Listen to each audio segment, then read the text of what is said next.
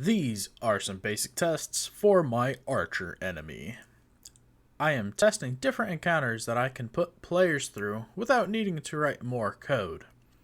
Welcome back to my game dev journey of creating Project Slashafras from the ground up. I'm Jacob, and for the past couple weeks I have been working on character death poses, bugs, and creating these basic test areas for our archer enemy. First, let's fix a bug I found with the player.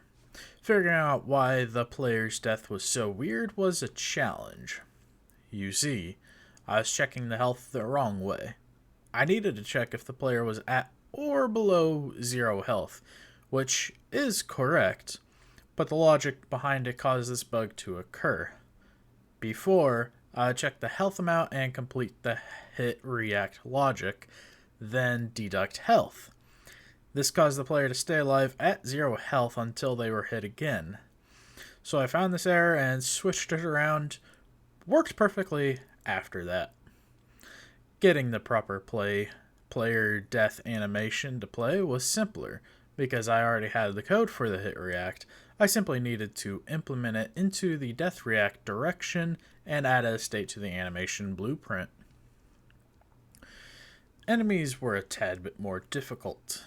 I figured out an issue where the enemy would continue to change states even when dead.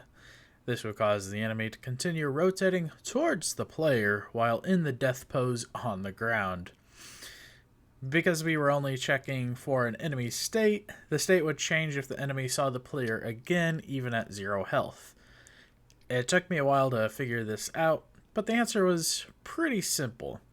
Check if the player was at 0 health, and if they were, don't do anything.